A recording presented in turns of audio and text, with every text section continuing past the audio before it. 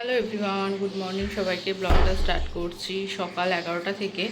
আর রান্নাঘর দিয়ে স্টার্ট করছি এই কারণ এই যে রান্নাঘরের এই অবস্থা, আজকে সকাল থেকে কাজের মাসি আসেনি, তো বাসন ঘর মোছা সব পড়ে আছে।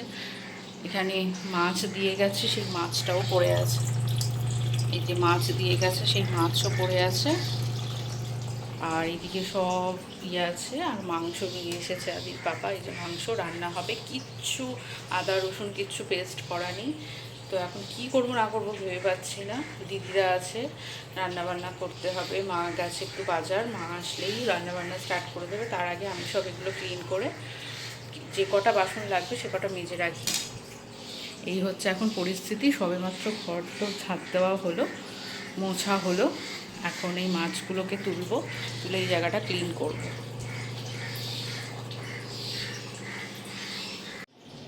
পাবদা মাছের সাইজটা জাস্ট দেখো কতখানি বড়। দেখো পাবদা মাছের সাইজটা দেখে তো আমি, এই যে এই দুটো ভীষণ বড়, এটা তো আরও বড়।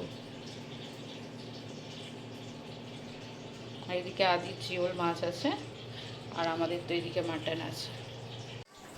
এদিকে গলদা চিংড়ি এনেছে, ভেটকি মাছ, মাছের ডিম, তারপরে মাছের তেলও আছে। মানে আজকে আমাদের অ্যাডভান্স ষষ্ঠী সেলিব্রেট হচ্ছে আর কি।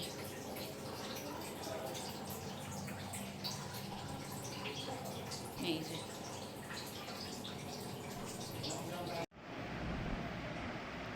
যেহেতু জামাইবাবু থাকবে না, তাই মা আজকেই জামাই ষষ্ঠী সব আয়োজন করেছে।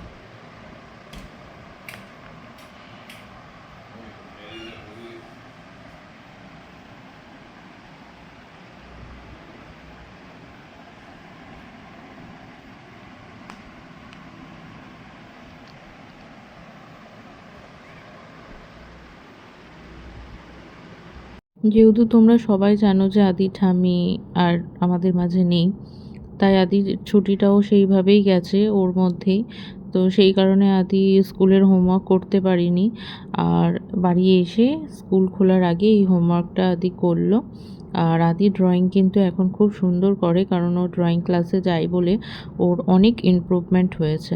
ভিডিওটা ভালো লাগলে অবশ্যই লাইক শেয়ার কমেন্ট করো। টাটা।